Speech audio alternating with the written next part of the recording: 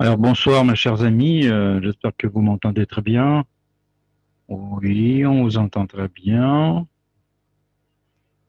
Ok, je vois mon image. Une seconde.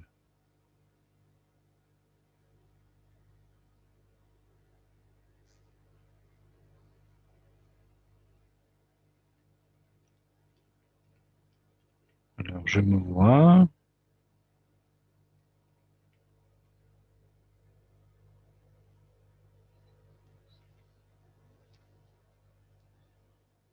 Alors il y a des gens qui sont sur YouTube. Notre transmission est là aussi.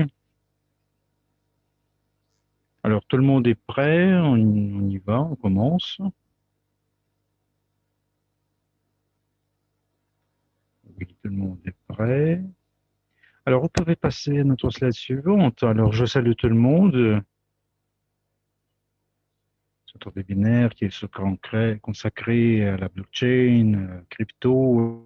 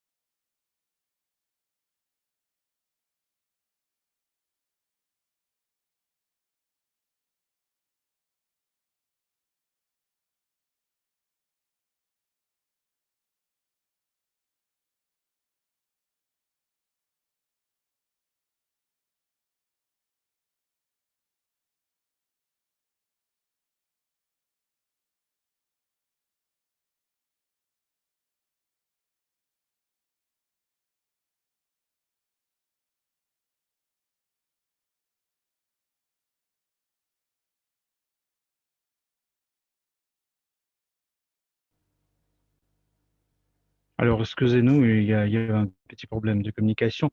Vous savez, on a remarqué que certains de nos partenaires n'ont pas pu utiliser leur mot de passe. La registration n'a pas été terminée et les gens n'ont pas réussi à passer du lien, de passer à la bourse directement.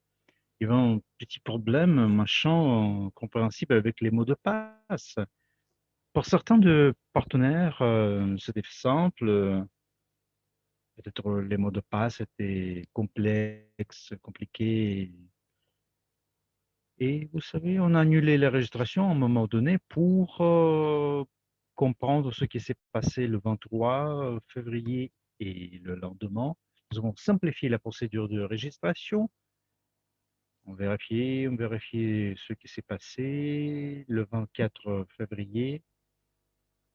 On a ouvert la bourse, la registration à la bourse pour une trentaine de minutes. Mais on n'a pas annoncé ça dans les nouvelles, dans les actualités, pour que les gens puissent faire leur enregistrement pas à pas, chaque heure, par exemple, le 24 février, pendant une heure,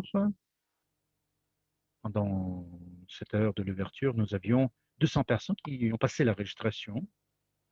Et vous allez nous demander, ils ont pris les liens. La registration à la bourse, vous savez, on peut la faire directement. Les gens qui surveillaient, vous savez, les actualités, ils pouvaient remplir ce qu'il fallait remplir pour faire la registration. Alors, 200 partenaires pendant une heure. Alors, on change, on change maintenant l'accès administratif et les développeurs qui ont fait notre code de programmation de la bourse, ils ont l'accès administratif et maintenant ils n'en ont pas, c'est annulé. Et nous, on travaille sur l'administration de la bourse.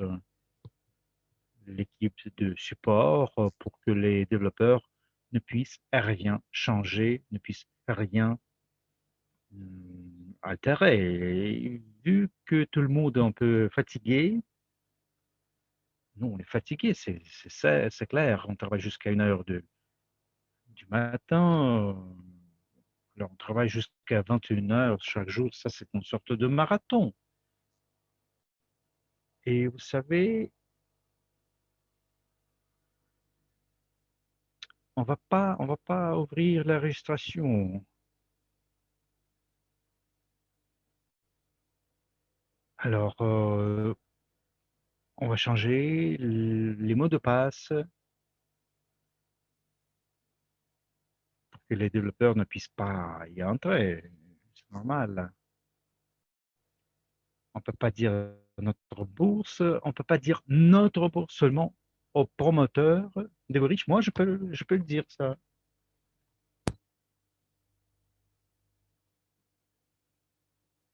Alors, les attentes sont telles que demain, vers midi ou quelque chose, on va ouvrir ça pour tout le monde et doit vous prévenir que la registration ne sera pas ouverte tout le temps. Parfois, vous allez avoir les registrations, mais la fenêtre ne sera pas activée. On va vous dire qu'il y a beaucoup de demandes, la registration est annulée pour un peu de temps. Disons, c'est suspendu plutôt pour un certain moment. Et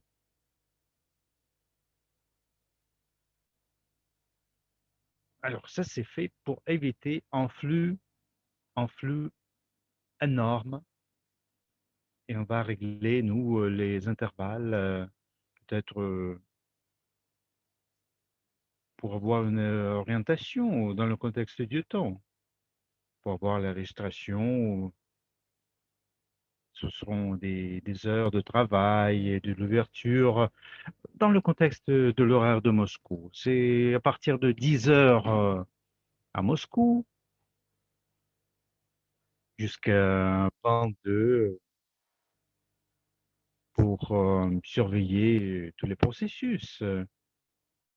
Et vous savez, on va suspendre la registration, surtout le week-end. Vers lundi, tout le monde, tous les services vont s'habituer que nous avons une activité importante et on va avoir le trafic de la bourse Unitex. Alors, pour les autres continents ou l'Australie, par exemple, c'est pas toujours commode. Ça va faire de la nuit, 8 heures de différence. Tout le monde va trouver une fenêtre pour s'enregistrer. Je vous dis que toutes les restrictions dans le contexte de la registration, ça va être seulement la nuit du vendredi jusqu'au du samedi jusqu'au dimanche. Alors, votre lien qui a été donné auparavant, ça va pas marcher. Unitech.exchange, mais toutes les registrations que vous avez, les courriels que vous avez, votre, votre lien votre lien entre votre boîte postale et les autres adresses ou comptes, c'est annulé. On part pas à partir du zéro, on part de zéro. Maintenant, on a fait, on a fait les variantes les plus simples pour les vérifications, mais pour la registration à la bourse, pour commencer, nous avons fait,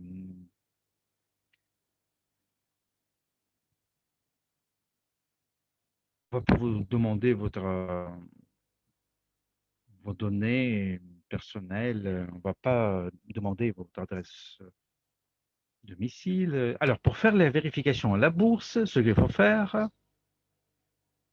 vous avez une caméra vidéo, bonne qualité et la photo de votre passeport. Alors, au lieu de faire en photo avec votre caméra sur l'ordinateur,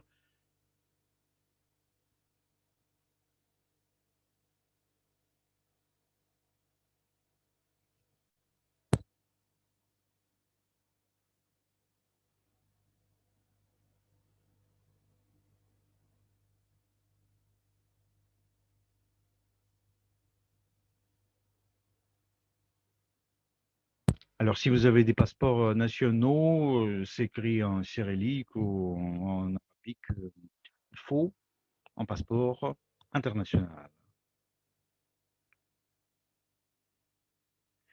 Il y a, il y a des problèmes de l'Internet, malheureusement, parfois c'est gelé. Quoi faire? Alors, c'est comme ça. Alors, les passeports internationaux pour aller à l'étranger, si vous avez un passeport pour aller à l'étranger, vous allez avoir votre vérification rapidement, sans souci. Si par exemple les Russes, vous avez vos passeports russes, vous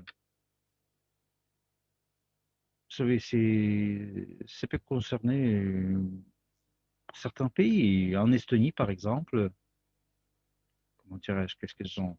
Ils ont un accord juridique, il y a des accords internationaux sur les documents qui sont approuvés, qui ne sont pas approuvés. Alors, l'Estonie peut accepter les passeports des États de l'ex-Union soviétique. Il faut avoir une traduction en anglais. Une traduction de votre passeport en anglais et ça doit être fait par un bureau de traduction, une organisation certifiée qui a, qui a le droit de traduire tout simplement. Un bureau certifié de traduction. Il ne faut pas aller chez un notaire, mais il ne faut pas traduire vous-même à la main, ou vous faites une traduction, vous envoyez ça, ça va pas, ça va pas aller. Alors, la traduction en anglais, de votre langue en anglais, doit être faite par une organisation professionnelle. Et ça ne sera pas rapide, c'est quand même une vérification manuelle, en quelque sorte. Alors, si vous avez votre passeport international, ça va être automatique. Si vous avez la traduction, on va attendre un tout petit peu dans la queue parce que nous, les officiers, nos officiers, alors les Biélorusses, ils ont leur passeport en anglais, c'est parfait. Et c'est toujours bien lorsque vos passeports sont en anglais. Alors, quel document est-ce que vous devez présenter? Un document correct, c'est un document que vous utilisez lorsque vous partez quelque part à l'étranger. Si par exemple les Biélorusses, vous avez un passeport qui est en anglais, vous pouvez aller facilement en Estonie, dans les pays baltes, ça c'est le passeport qui convient.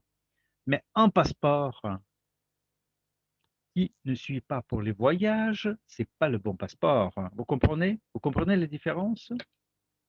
Votre document, votre certificat personnel, votre certificat d'identité, si vous ne quittez pas, si vous ne pouvez pas quitter le pays, votre pays natal avec ce passeport, alors ça, c'est pas un document valable dans notre contexte. Ça, c'est un document international qui prouve que vous êtes ce qui vous êtes. Alors, c'est un document international de voyage, International Travel Document. Alors, dans le contexte des autres pays, il y a beaucoup de questions de nos partenaires, de la part de nos partenaires indiens. Ils ont une carte d'identité qui s'appelle une carte indienne, quelque chose. Alors, ces cartes ne sont pas acceptées. On ne les accepte pas et je vous explique pourquoi. parce que c'est imprimé sur un bout de papier, il y a votre nom, votre prénom indien, il y a un code.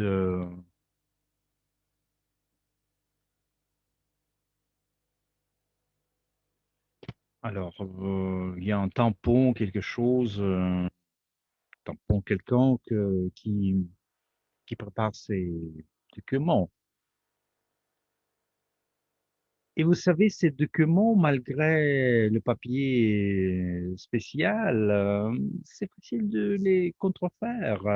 On peut trouver ces documents sur Internet. Vous pouvez écrire là votre nom, vous pouvez ajouter votre photo, imprimer, vous passez ça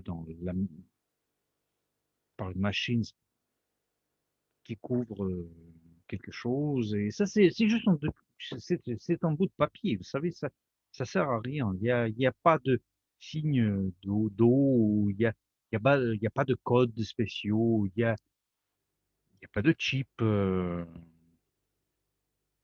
C'est comme dans les cartes, vous savez. C'est l'État qui a délivré ce document. On ne peut pas le contrefaire, hein. Même les permis de conduire américains, on ne les accepte pas parce que on peut les contrefaire facilement. Il y a beaucoup, beaucoup de cas de contrefaçon de ces documents-là. Non, on ne les accepte pas tout simplement. On ne peut pas définir si c'est un document valable, il n'est pas, ou il a été imprimé chez un voisin. Alors ça, c'est notre service de vérification qui analyse ces documents. Alors, on a compris ça, notre blockchain. Alors, regardez, si vous savez suivre les nouvelles, la synchronisation, on a commencé, comme vous le voyez ici, le 20 février à 8 heures du soir, à 20h15. Et pendant ce temps-là, nous avons synchronisé 700 000 comptes personnels. Il y a au total d'utilisateurs avec les balances crues, avec les comptes crus, c'est 800, 800 000 utilisateurs. On analyse la synchronisation complète va être terminée vers samedi à peu près, avec le nombre de gens que nous avons. Alors, nous avons besoin un peu de temps, parce que nous avons besoin de l'équipe qui dirige un tout petit peu, gère les choses pour vérifier si tous les comptes ont été passés. Il y a des comptes qui ont des erreurs techniques dans la migration au sein des systèmes, surtout avec chez les partenaires qui avaient des balances négatives. Et vous devez nous comprendre aussi, dans les cabinets personnels, vous allez avoir votre bouton magique générer la clé. Alors nous, on va avoir nos serveurs un peu surchargés et les développeurs, les informaticiens qui travaillent dans notre équipe, ils ne peuvent pas passer des nuits ici pour vous donner ce bouton magique. Alors, ne demandez pas ce bouton, ça ne va pas apparaître avant lundi, ça c'est sûr. Le processus de synchronisation, ça va tranquillement, ça va être terminé vers dimanche, quelque chose. Et vous savez, nous devons comprendre les instructions sur l'utilisation de notre porte-monnaie numérique. Parce que si on vous donne ce bouton, demain vous oubliez tous les mots de passe et c'est quoi? Ça sera une catastrophe mondiale.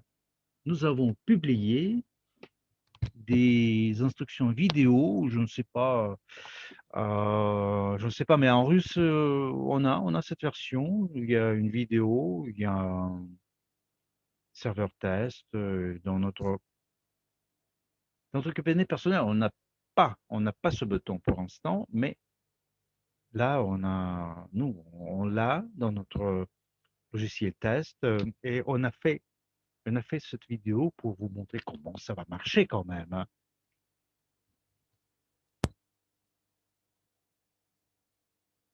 On peut, on peut passer à la slide suivante, mais vous connaissez très bien les jetons que nous avons. C'est simple, c'est connu par tout le monde, j'espère. Alors, ça, c'est l'image de votre portefeuille dans le porte-monnaie cru. Ça, c'est l'adresse. Vous allez avoir ce bouton rouge ici, c'est écrit en russe, générer la clé d'accès, votre clé d'accès. Alors, lorsque vous l'appuyez, ce bouton, vous allez avoir à gauche, vous avez notre écran, vous allez avoir 12 mots. Alors, qu'est-ce qui est important avant que vous commenciez à cliquer? Alors, on revient à la slide suivante, à la slide précédente. Alors, les mots ici, vous voyez ici, reste. Ça, c'est l'adresse de votre porte-monnaie future. Ça ne va pas changer, ça va jamais changer. Alors, il y a combien? 12 symboles, 12 lettres. Ça peut avoir des lettres, des chiffres. Alors, avant de cliquer générer la clé d'accès, vous devez copier-coller, vous pouvez écrire manuellement sur un peu de papier, vous pouvez faire une photo avec votre téléphone portable, vous pouvez avoir votre fichier Word et là, vous pouvez copier-coller votre adresse de votre porte-monnaie pour le garder et pour générer la clé après. Alors, dans le portefeuille, vous voyez vous pouvez voir vos points crus et avant de générer la clé, vous pouvez passer à la blockchain, vous pouvez cliquer l'adresse du porte-monnaie pour voir combien de points crus ont été synchronisés avec blockchain, avec la blockchain. On peut voir une situation lorsque le nombre des crus dans le cabinet personnel c'est différent un peu du nombre des crus dans la blockchain. Surtout, surtout dans les cas, ça c'est sûr, des jetons dégelés. Parce qu'à l'intérieur de votre porte-monnaie personnel, on dégèle de manière manuelle presque. Les informaticiens, ils travaillent avec les comptes personnels, avec un logiciel qui vérifie s'il y a des jetons qu'il faut dégeler ou il n'y en a pas. Et le dernier mois, lorsqu'on se préparait à faire la synchronisation, les informaticiens, ils n'analysaient pas, ils ne faisaient pas le script. C'est pourquoi, sur la blockchain, c'est sûr, ou presque, la plupart de nos partenaires vont avoir des crues dégelées un peu plus, parce que la blockchain, ça commence à partir de la date de votre premier achat. Et vos jetons sont dégelés au début, disons. Et ça, c'est l'information plutôt générale pour information. Et apparemment, vous allez avoir des crues réelles dégelées un peu plus qu'ici, dans votre... parce que là, vous pouvez cliquer renouveler le dégel, renouveler la balance. Alors, avant de regarder la vidéo 10 fois, avant de regarder chaque pas, ne cliquez pas ce bouton. Je veux voir la vidéo. Alors, je vais vous faire peur. Pourquoi pas? 10 fois. Parce que sinon, vous allez nous écrire, j'ai perdu les 12 lettres, j'ai perdu ma clé, j'ai perdu quelque chose, comment est-ce que je peux entrer dans mon porte-monnaie? Je ne peux pas y entrer. C'est ça, c'est comme ça. Alors, les 12 mots, vous faites la photo, vous faites comme vous voulez, vous copiez-collez, vous utilisez votre imprimante, vous pouvez prendre une feuille de papier avec un stylo, vous pouvez mettre ça dans un fichier Word qui est destiné à conserver vos mots de passe. Alors, lorsque vous cliquez le pas suivant, alors le champ que vous voyez ici, les 12 lettres, les 12 mots évidemment, ça ne sera pas rempli. Évidemment, vous allez cliquer Back si vous voulez. Peut-être vous avez fait une erreur dans un mot, vous voulez vérifier si c'est correct ou pas. Et vous avez votre phrase qui n'est pas correcte. Ça peut arriver. Moi, j'ai eu cette situation. J'ai manqué une lettre et la phrase n'a pas marché. Il n'y avait pas de coïncidence.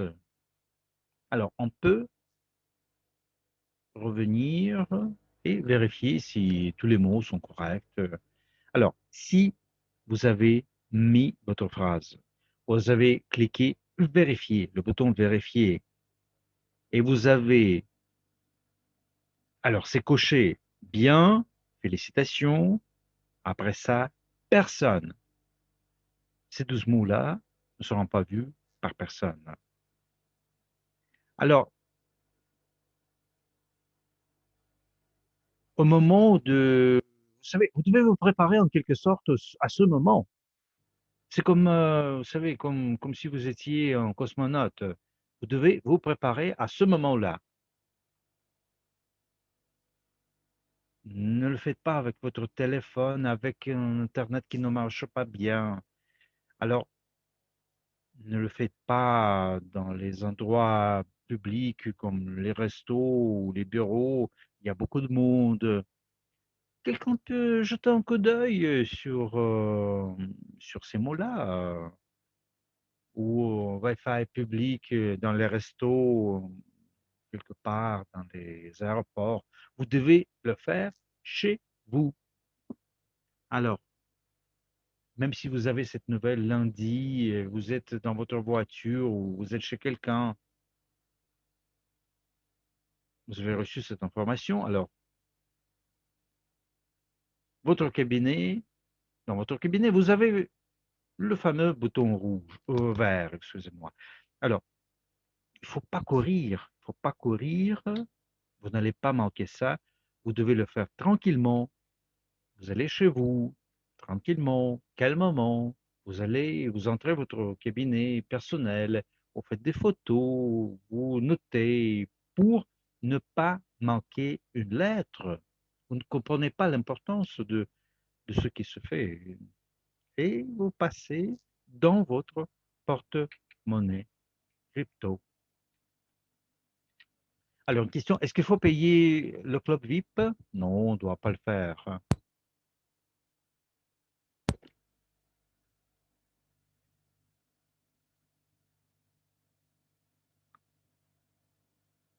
Il y a une question des Anglais. Pourquoi est-ce qu'on ne garde pas ces mots sur un seul serveur?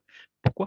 Parce que l'équipe a refusé de garder ces phrases pour des raisons de sécurité, évidemment. C'est pas, c'est pas la question des serveurs. Vous savez très bien que comment s'appellent les informaticiens qui travaillent dans notre équipe et s'il y a des bandits, s'ils apprennent, ah voilà, les développeurs, ils ont des phrases,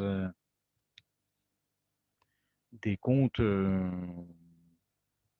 avec des balances de millions de crus, évidemment, on ne va pas vivre longtemps. C'est une sécurité physique, si vous voulez. Personne ne veut garder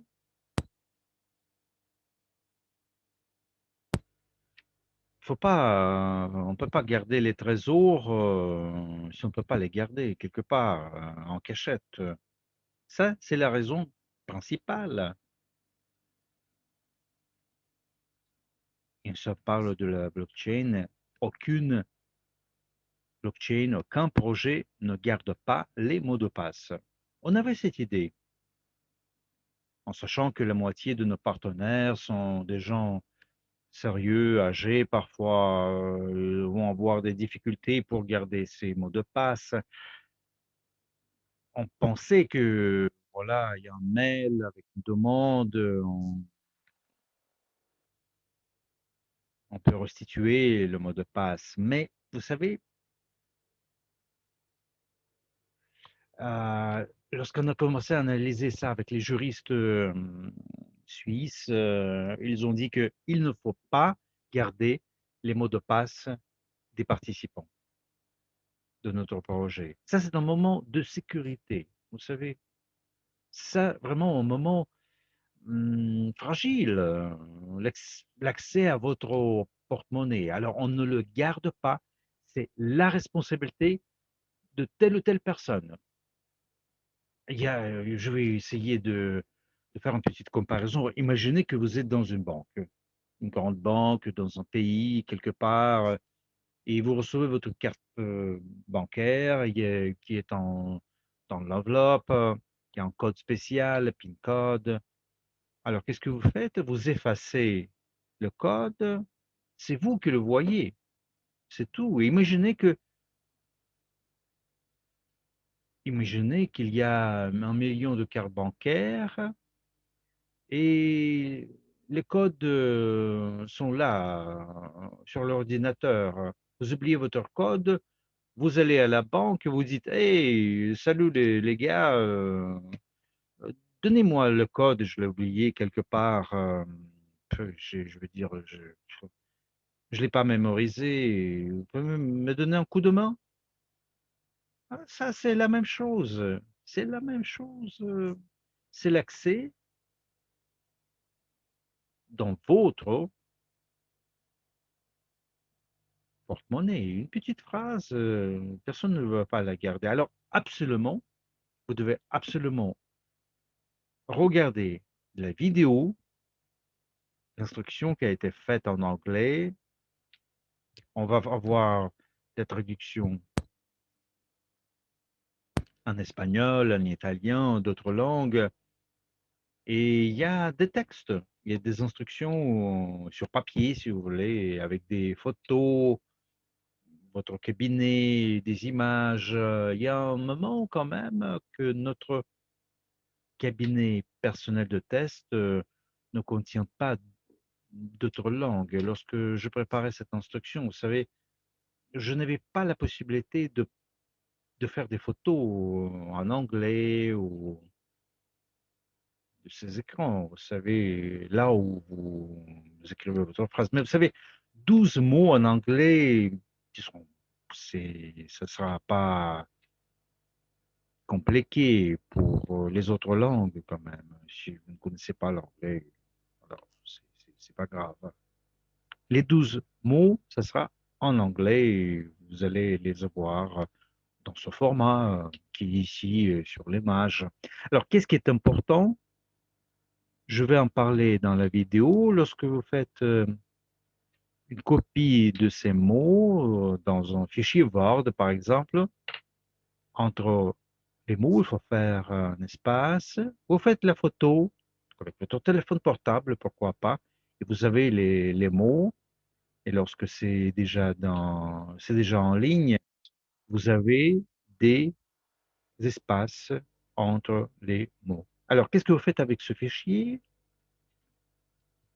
Vous l'imprimez, quelques variantes, quelques versions. Vous pouvez garder ça chez vous, ou dans votre banque. Ça concerne surtout les gens qui ont beaucoup de crus, des millionnaires crus. Je sais que, par exemple, les bitcoins,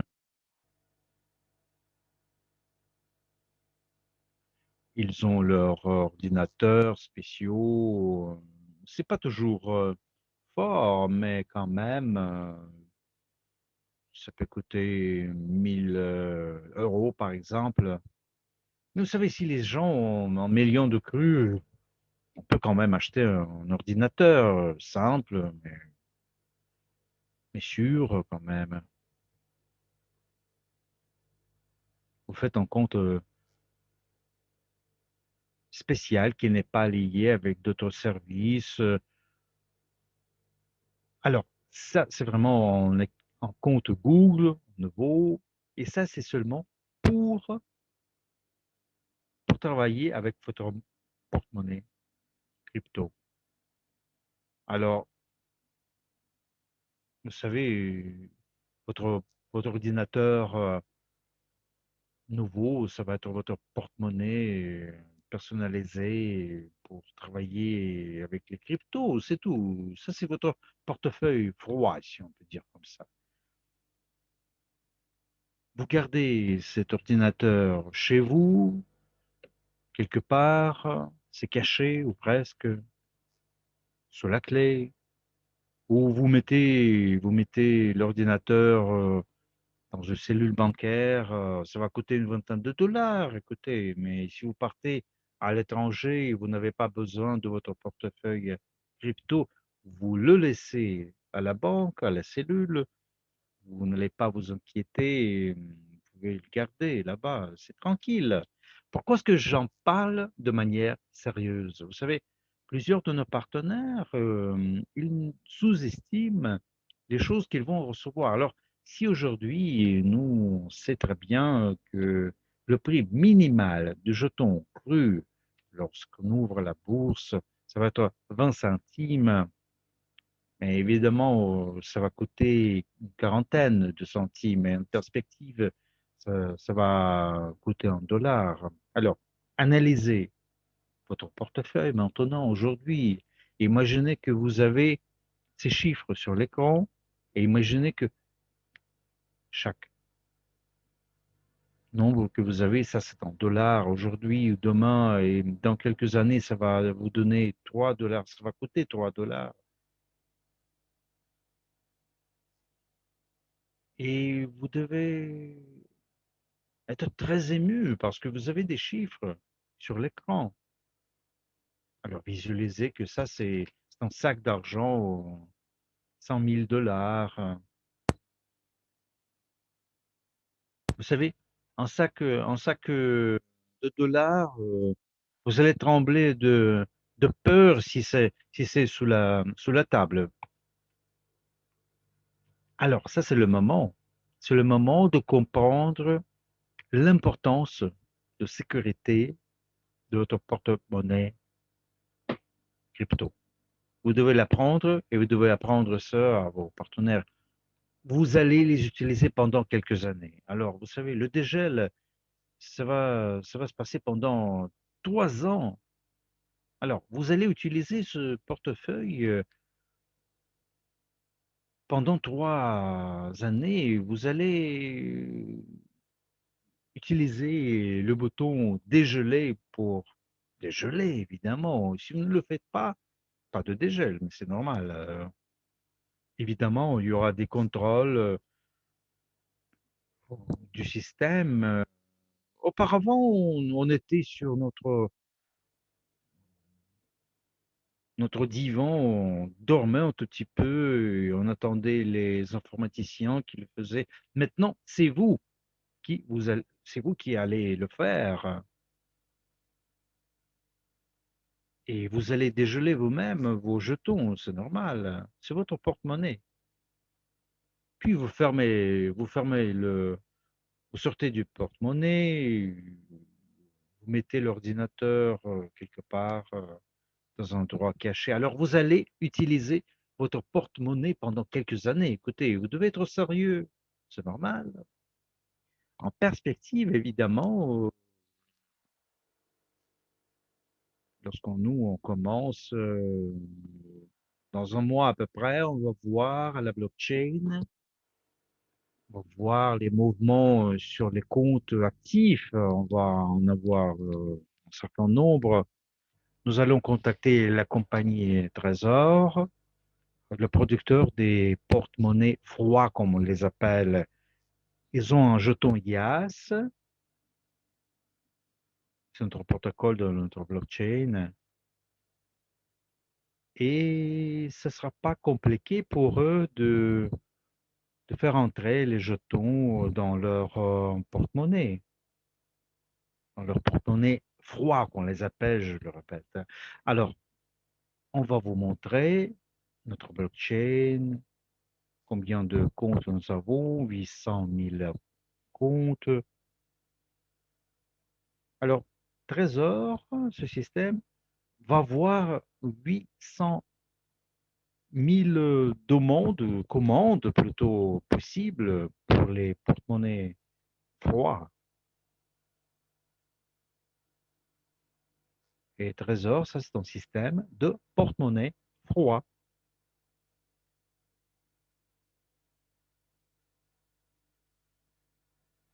Alors, le porte-monnaie froid, ça c'est un porte-monnaie qui n'est pas toujours branché sur Internet. C'est sur votre ordinateur. Et vous savez, je pense que va se passer dans 3 mois à peu près. Ils vont vérifier tout, on va tester tout, on va intégrer les systèmes.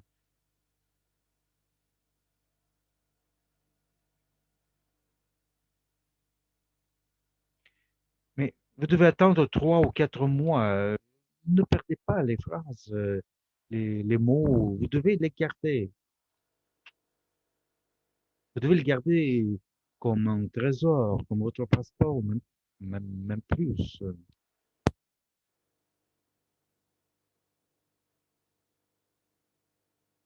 Lorsque vous avez accumulé cette phrase, vous allez avoir l'entrée dans votre porte-monnaie. Là, vous mettez les 12 lettres du nom et la phrase.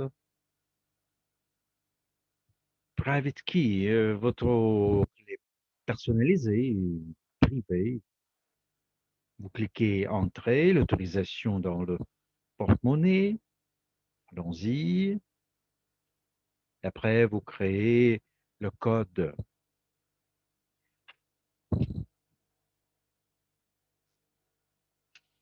Personne ne le connaît, c'est vous qui l'inventez.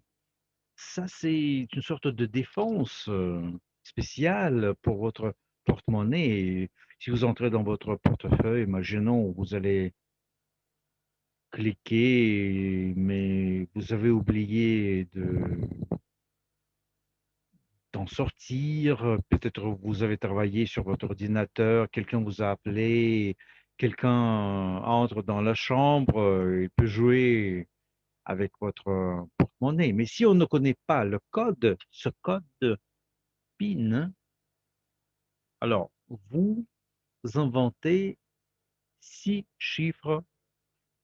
Il ne s'agit pas de lettres, évidemment, les chiffres. Et je vous conseille d'éviter un ou deux. Ça ne doit pas être la date de votre naissance. Parce que c'est très souvent qu'on prend l'argent de quelqu'un, c'est chez les parents proches et lointains, le fils, par exemple, il est mécontent, sa mère a des bitcoins, et la mère ne donne pas l'argent pour acheter une nouvelle voiture, et le fils, il peut en profiter, la mère s'endort ou va à la cuisine, et lui, le fils, il peut envoyer l'argent à la bourse. Alors, c'est pas le cas. C'est pas le cas parce que, vous savez, si la date de naissance est connue, c'est simple de d'y entrer dans le portefeuille. Alors, n'importe quel nombre, vous invitez quelque chose, inventez quelque chose, et c'est comme ça. Vous entrez dans votre porte-monnaie crypto.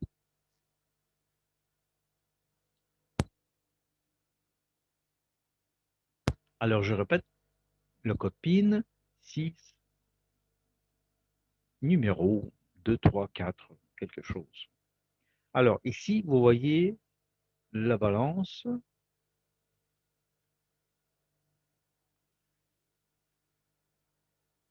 La balance minimale. À gauche, vous voyez les langues qu'on peut changer. Si par exemple l'anglais ne vous convient pas, vous pouvez changer votre langue. Nous avons 12 langues.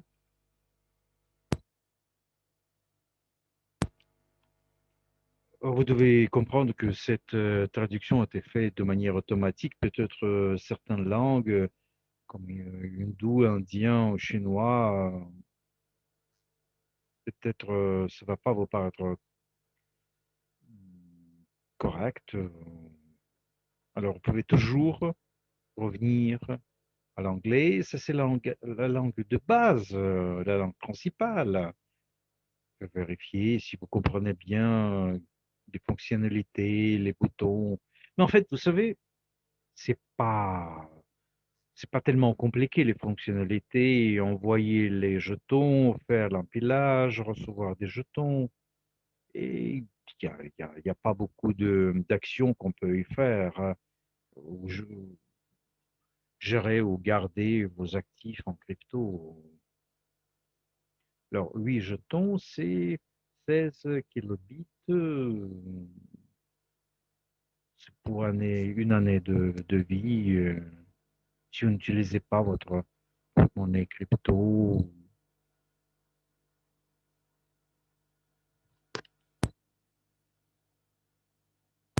On va voir les circonstances. Vous avez un code QR, un carré, 3H, VPT, ça c'est l'adresse. Là, on peut avoir des chiffres, des lettres latines, 12 symboles. Alors, dans le code logiciel, parfois, on peut avoir moins de 12 symboles. Parfois, lorsque vous envoyez vos jetons à la bourse, votre porte-monnaie boursier, ça s'appelle Exchange Wallet, Exchange Wallet. Alors, on ne devait pas vous étonner lorsque le nom du porte-monnaie, ça peut être différent, comme les gens, on a des noms différents, c'est normal.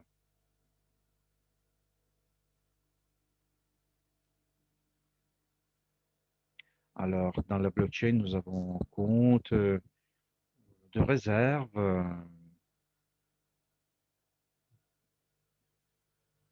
Vous avez vos jetons qui sont envoyés à la balance de telle ou telle personne.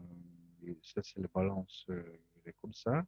Et dans un mois, après le lancement, vous savez, je pense que vous allez avoir la possibilité de créer un nouveau porte-monnaie. C'est pas le porte-monnaie qui a été donné par la compagnie, mais en portefeuille avec une balance à zéro, vous pouvez choisir n'importe quel nom si personne ne l'a pris avant, évidemment. Vous pouvez vous appeler Nathalie, Alexandre, Rodriguez, tout ce que vous voulez. Alors, vous pouvez créer un portefeuille avec un nom joli. Alors, il y a des gens qui aiment la publicité.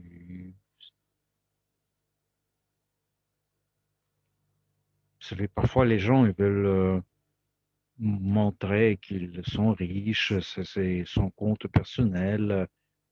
Tout le monde va voir le montant de sa fortune. Il y a des gens qui aiment montrer qu'ils sont riches.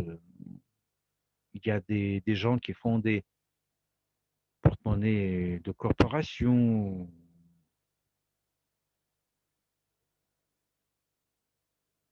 Tout le monde va voir que ça, c'est une compagnie ou la bourse qui est sérieuse.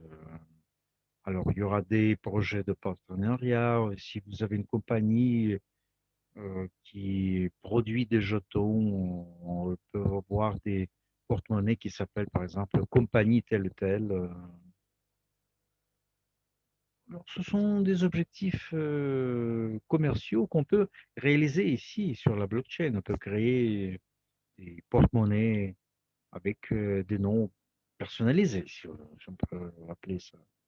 Alors, je pourrais donner une recommandation à nos partenaires qui sont des millionnaires de faire des porte-monnaies anonymes avec le nom, les noms, les porte-monnaies neutres, telle ou telle fleur, ou je sais pas, vous pouvez l'appeler comme vous voulez. Vous pouvez garder le maximum de vos jetons sur le compte, dans le porte-monnaie de la compagnie. Et si par exemple vous voulez jouer avec les jetons ou les vendre, vous pouvez l'envoyer dans votre porte-monnaie et puis après vous allez à la bourse. Ça, c'est ma pratique. Ça, c'est mon expérience.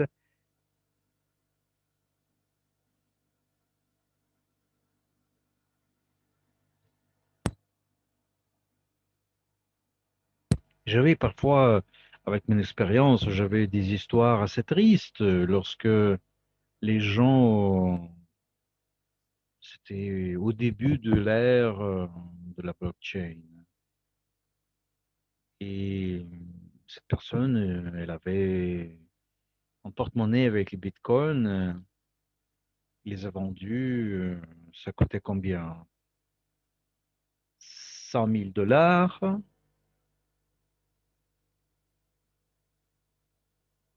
Et il l'a fait dans un resto McDo.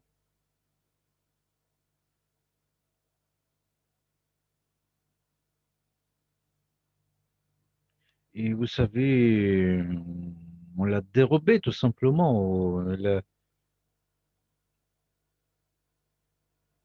Les fraudeurs ont vu les transactions, ils ont vu combien d'argent ils avaient, parce que à la blockchain, tout est transparent. Si par exemple nous, si nous on envoie 1000 crus de tel ou tel porte-monnaie à quelqu'un et la personne regarde quel porte-monnaie a envoyé ces crus et il voit il y a 60 000 crus. Si vous avez envoyé 1000 crus, ça veut dire que vous avez l'accès à 60 000 crus. Vous voyez ce que je veux dire? Évidemment, les gens peuvent vous forcer d'envoyer les autres jetons à ce acheteur falsifié en quelque sorte. Ici, par exemple, vous faites des virements avec des porte-monnaies qui ont combien? 3000, vous faites un virement de 1000 crus. Alors, les gens vont boire, ah, c'est pas un mec riche, ça vaut rien. Vous savez, la transaction, c'est comme ça. Vous voyez toujours le virement d'un jeton même. On voit ces transferts facilement. On voit combien de jetons sont dans le porte-monnaie de celui qui envoie. Alors, l'écran des virements des jetons. Ici, vous voyez, il y a envoyer, le bouton envoyer, et le choix, quel jeton vous voulez envoyer.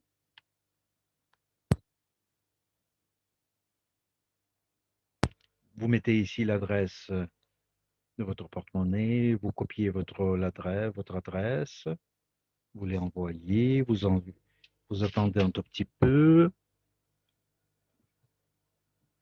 Votre partenaire, votre ami va vous envoyer le porte-monnaie. Qu'est-ce que je voudrais vous recommander? Vous ne copiez pas les lettres, tout simplement. Faites une photo. Faites une photo de cette page en haut parce que, vous savez, si une lettre manque,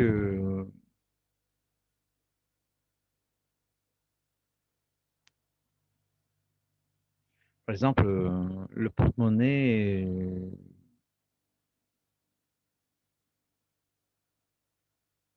vous savez, si par exemple vous avez 11 lettres au lieu de 12, et vous avez quand même une belle photo, une photo normale, vous pouvez voir si tout est correct, parce que parfois, vous savez, on peut manquer une lettre, c'est normal.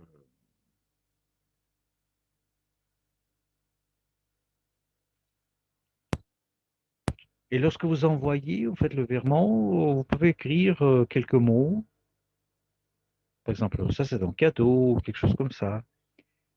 Et lorsque vous envoyez l'argent à la bourse, c'est la bourse qui vous écrit 32 symboles. Et ça, c'est un mémo qu'il faut utiliser absolument. Alors, par exemple, l'adresse du porte-monnaie, c'est Exchange Wall et mémo, c'est long, c'est 32 symboles. Pour la bourse, c'est essentiel d'utiliser mémo, ce mémo, à qui ces jetons vont venir, vont être transférés.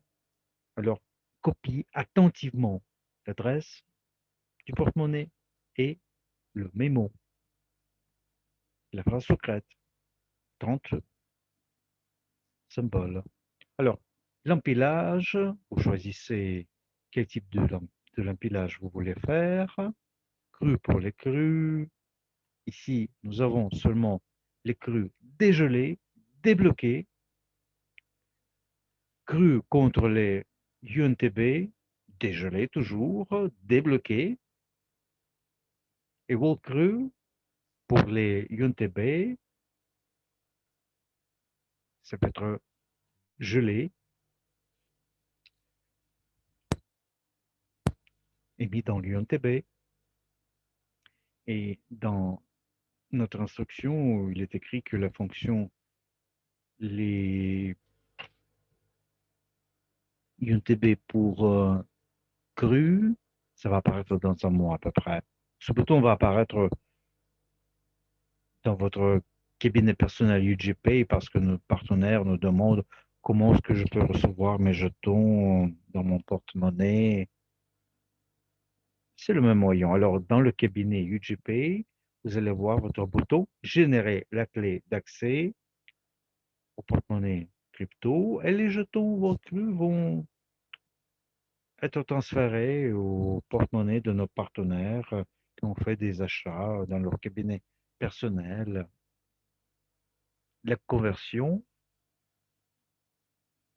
va être faite une semaine après le lancement d'un porte-monnaie crypto dans vos comptes personnels. Alors, l'empilage, alors dans le contexte de la mémoire de votre ordinateur,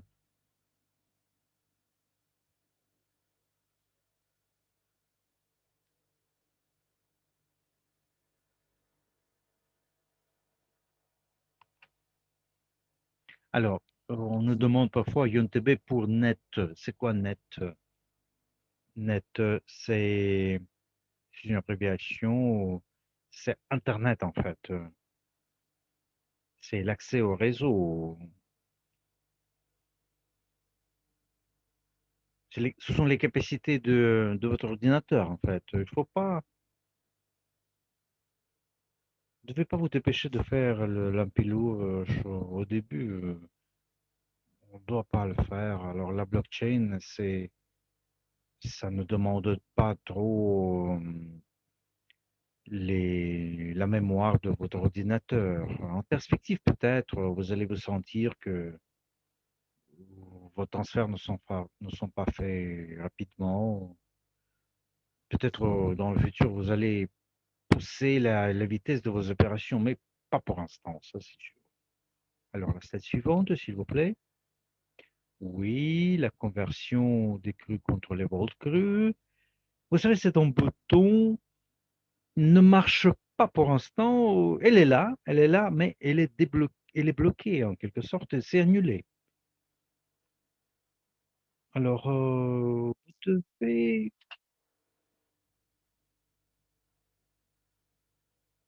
vous savez, lorsque nos partenaires achètent les jetons USDU, ça va apparaître. La commission, c'est à peu près, c'est en USDU. Une semaine après le lancement, nous allons avoir la possibilité d'acheter USDU à la bourse, ou bien chez les autres partenaires, ou bien dans le Quantum. Dans notre instruction de test, cette partie est indiquée. Là, il est indiqué comment vous pouvez utiliser votre carte, comment vous pouvez utiliser votre porte-monnaie pour la conversion en dizaines de dollars. Parfois, vous allez acheter des jetons USDU. Alors, ici, convertir des crues contre vol cru. Vous savez, le schéma temporel, c'est très commun. Vous pouvez voir chaque mois, vous pouvez voir combien de jetons vous pouvez dégeler chaque mois. Vous pouvez choisir les périodes. Alors, si l'âge des crues, c'est un an, 365 jours, on va vous montrer la période des crues qui vont être échangées contre les vôtres. Et le porte-monnaie va calculer la commission automatiquement. Notre slide suivante. Ça, c'est la version plus élargie. C'est votre échange des crues en vol cru.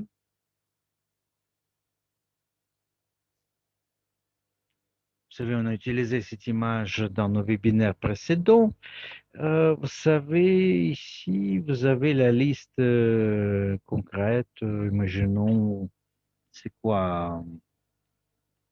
Le 15 mars, ok, le 18 février, 2%, le dégel actuel c'est 2%. Vous voyez les étapes où vous êtes, 2%, 3%, et ainsi de suite. Alors, notre slide suivante, s'il vous plaît. Oui.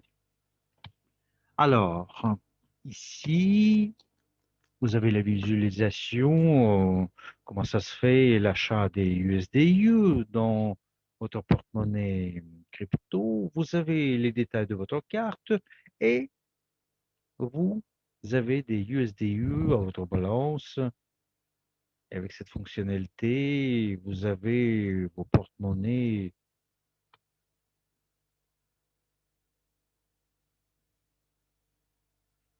Les gens peuvent venir à Blockchain Explorer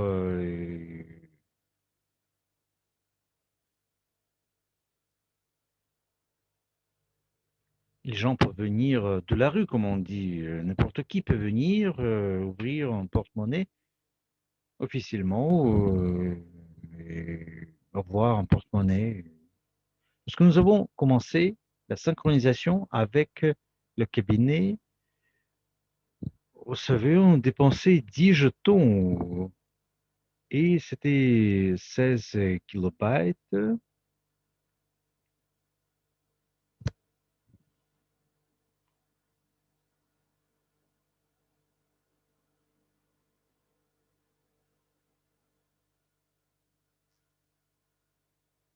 Vous savez, on a commencé à calculer en portefeuille. Ça coûte 4 dollars à peu près, avec la capacité des ordinateurs que nous avons. Après la synchronisation, évidemment, nos capacités des ordinateurs ne sont pas surchargées, parce que maintenant, c'est absolument fou. Ça continue pendant une semaine ou deux, et ça va coûter moins après. Mais plus de partenaires nous avons, notre blockchain, les jetons seront cher, c'est normal. On va aller plus haut. Qu'est-ce que tu peux faire avec les jetons crus? Alors, vous avez compris que les opérations essentielles, on les fait dans notre porte-monnaie crypto.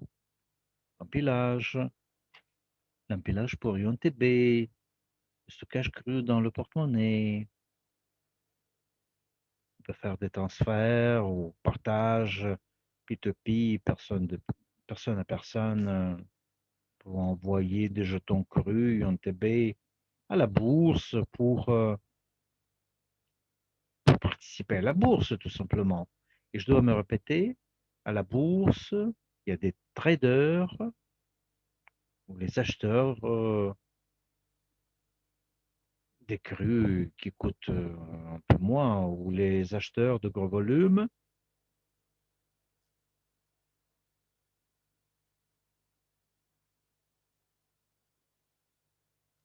Si vous voulez aller à la bourse, vous devez vous enregistrer.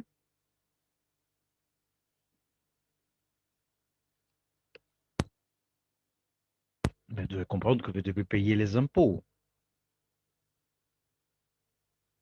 Alors, tout le monde doit savoir que les informations seront connues par l'expansion des impôts, si vous voulez. S'ils voient que vous avez de l'argent qui est viré sur votre compte, si vous dites que j'ai vendu les jetons à la bourse, ils vont demander la bourse. La bourse va dire oui, il a fait, il a vendu, il a gagné. Et à la bourse, tout sera transparent. Alors, passons à notre slide suivante. Chaque fois, lorsque je prépare les slides, vous savez, on ne sait pas la date, la date du lancement de la bourse, mais je pense que ça va être la semaine prochaine, évidemment. Si la synchronisation est terminée demain, après-demain, lundi, nous allons voir les balances, ça va marcher. Les cabinets personnels vont activer leur bouton vert qui est bien attendu par tout le monde. La registration à la bourse, on peut le faire demain, on peut passer la vérification et lorsque vos porte-monnaies crypto sont accessibles, vous allez avoir les possibilités d'utiliser la procédure de vente-achat. Alors, j'ai dit les choses essentielles aujourd'hui. Alors, vous savez, parfois j'ai l'impression que les gens ne m'entendent pas. On me demande, la bourse, c'est quand? Demain, le 26 février 2021,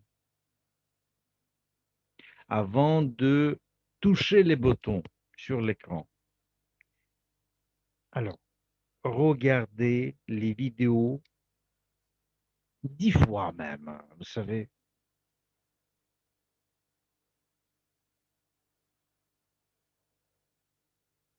Regardez les vidéos 10 fois, je le répète, et bonne soirée à tout le monde, bonne chance.